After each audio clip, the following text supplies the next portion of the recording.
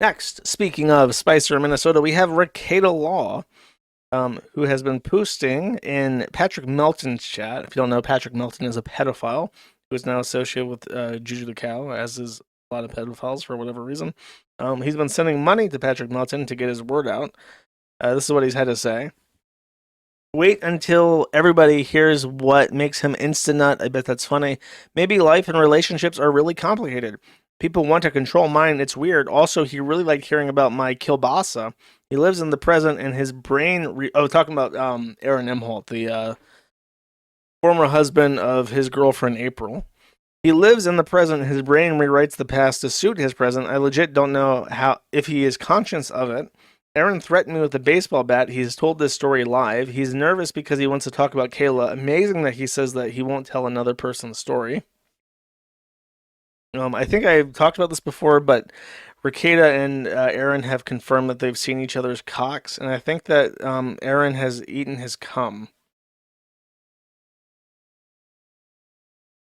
These are just his regular messages.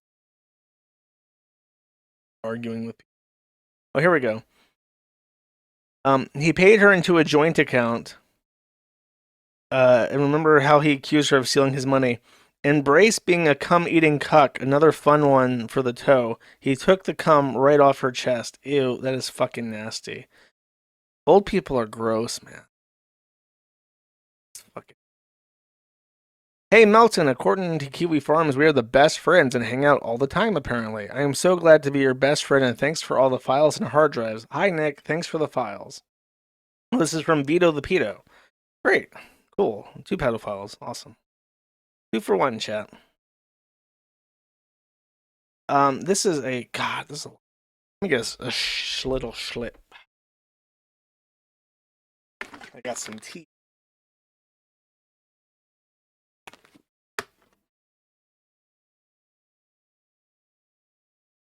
Now, Rekieta says, Dear Diary, another week has gone by, and I continue to marvel at the way the lowercase I internet processes information.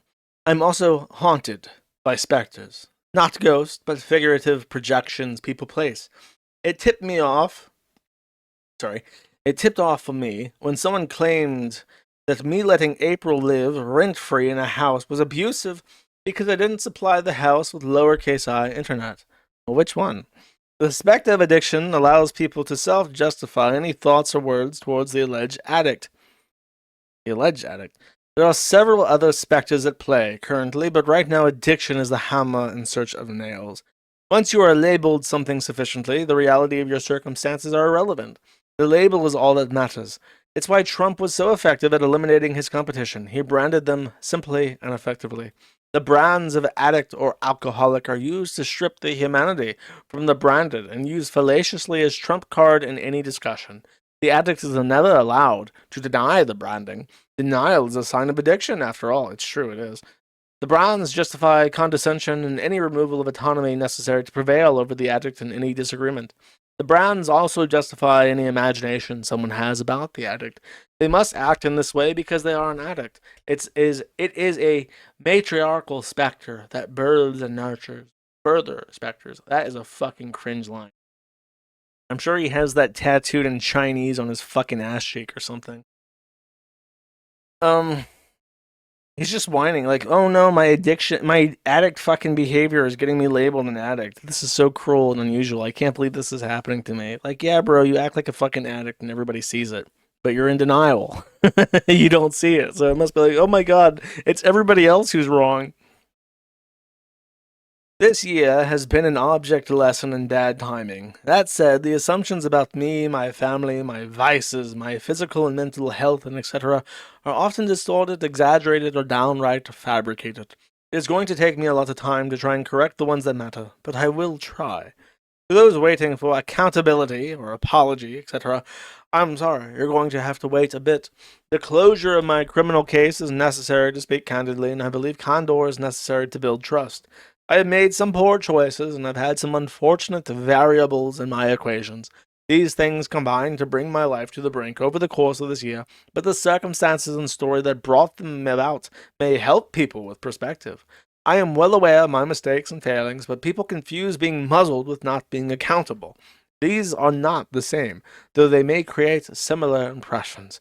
I am accountable to many people for my actions. I am not accountable to a ravenous mob on the lowercase I internet.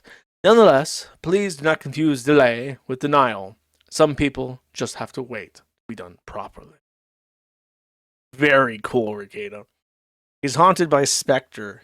Spectre's pockmarked face haunting, torturing him, poking him with hot steaks, going hee hee hee, jabs in at him. Take that, Rekieta. Another specter haunting him is the state of Minnesota, who has denied, capital, all capital, bold text, denied his petition for discretionary review. Now, as a recap, when Rekieta filed his response to the omnibus during the omnibusin, he went for a Frank's hearing, which is like a shot in the dark. He's basically saying that the cops lied to get a search warrant, and therefore all things in the search warrant are fruit of the poison tree and should be thrown out, which is basically the same as winning your case. It was a long shot, and it didn't work. And moreover, because he only asked for a Frank's hearing, he did not get to make many other pretrial motions that would be intelligent for him to make at that time.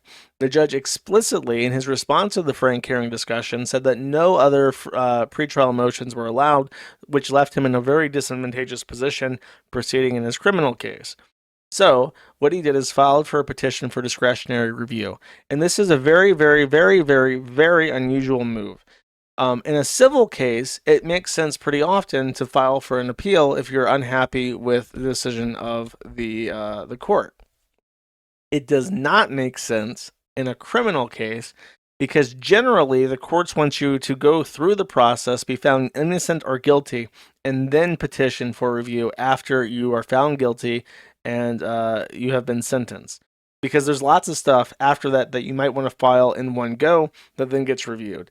And that's how they prefer it be done. Because if you file all these pretrial appeals and then you get found innocent anyways, well, you just wasted everybody's time.